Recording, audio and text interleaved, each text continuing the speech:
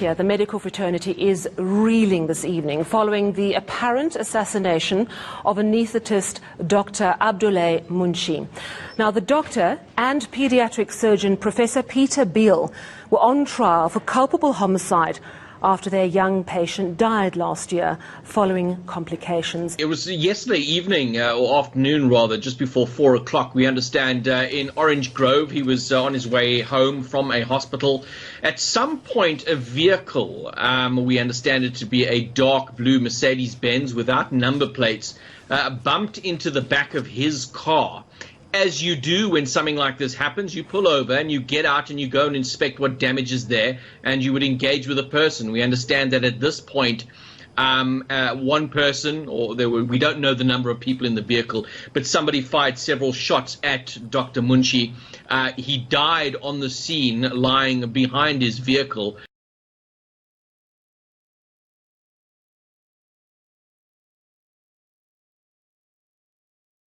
At the time that the attack took place over a month ago, the French President Emmanuel Macron said this looked like terrorism. French prosecutors who were investigating what happened said this looked like a premeditated attack targeting Westerners. Around the same time, Al-Qaeda, one of the other groups in the region that could be thought of as being responsible for this kind of attack, distanced themselves very quickly. Now we have them coming out a month later claiming responsibility. So I think we can say pretty clearly this is probably an attack carried out by the Islamic State group. Now, as to the question of does this suggest a kind of change in strategy by ISIS? Well, I think it's actually probably kind of like a revert to form by the Islamic State group. You know, they are perhaps best known for their actions in Syria and Iraq, for that caliphate, for trying to control and hold territory to kind of administer and run their own version of a state.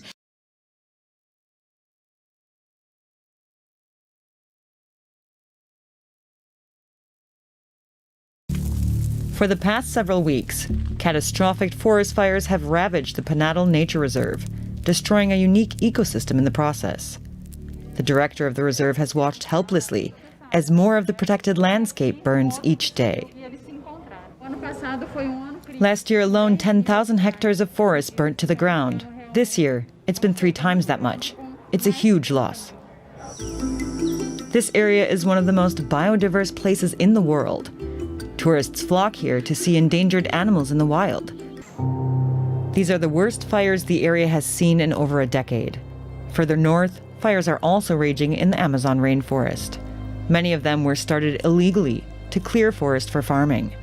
The smoke from those fires has spread to cities with devastating consequences for the health of locals. But farmers know there are few consequences for illegally starting the fires. Brazil's president, Jair Bolsonaro, consistently undermines protections.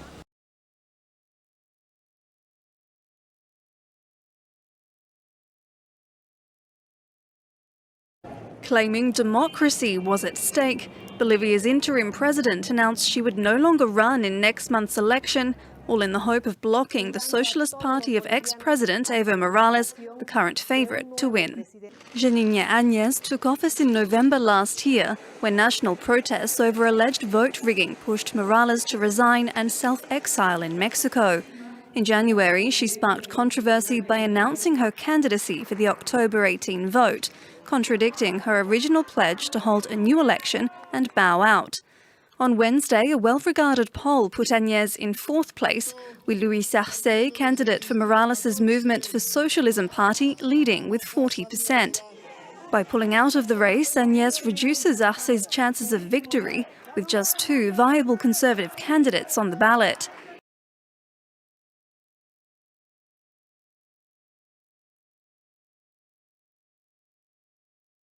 After those huge fires at the Moria camp last week, police have now started moving thousands of migrants and refugees to a new camp nearby. Since those fires, over 12,000 people have been homeless. We know many have been sleeping under tarpaulins or other makeshift shelters on the roadside.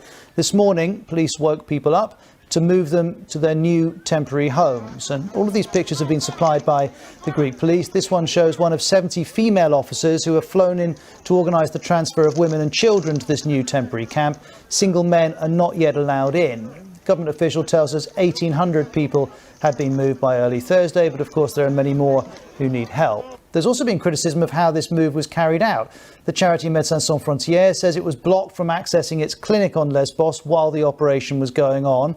That, though, did get resolved. It later tweeted, "After several hours, we are finally able to reopen our clinic. It's highly concerning that during a police operation, our provision of medical care was forced to be interrupted."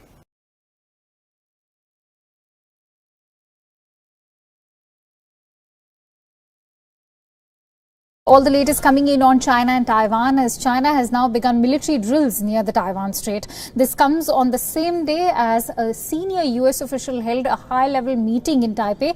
The US and Taiwan are strengthening their ties, and China is watching with growing concern. China has now stepped up military exercises near the island nation. Taiwan confirms that multiple Chinese aircraft have approached the island. Chinese Air Force jets crossed the midline of the Taiwan Strait and also into southwestern air defense identification zone. Taiwan's scrambled fighters are monitoring Chinese activities at the moment. Chinese Defense Ministry spokesperson has also said that the drills were taking place near the Taiwan Strait and involved People Liberation Army. He said affairs in Taiwan were China's internal matter. He also accused US of using Taiwan to establish control over China.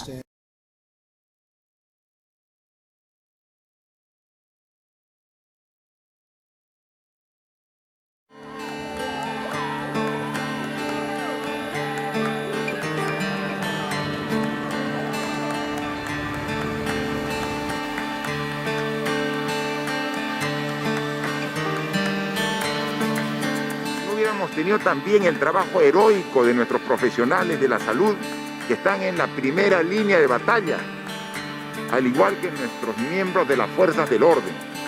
Gracias una vez más a ellos. Somos profesionales del sector salud que estamos abandonados.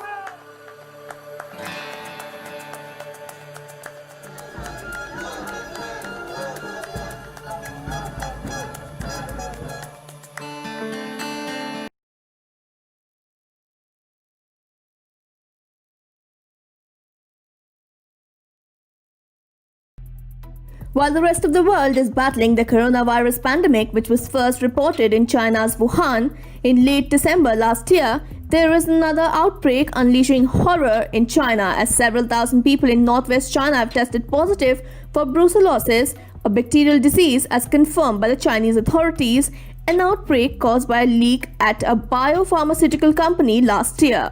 As per the Health Commission of Lanzhou, 3,245 people have tested positive for this disease, which is reportedly caused by contact with livestock carrying bacteria brucella.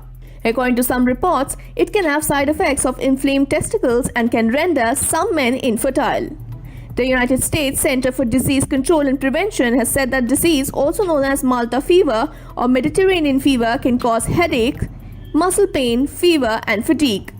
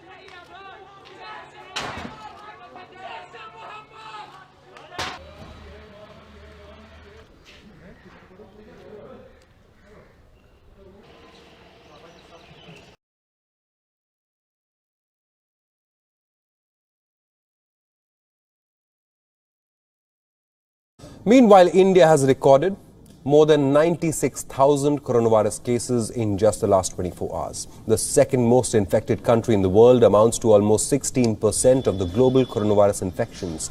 With this, the total number of infections in India has risen to over 5.2 million, with over 1 million active cases currently. The novel coronavirus has killed over 84,000 people in the country so far.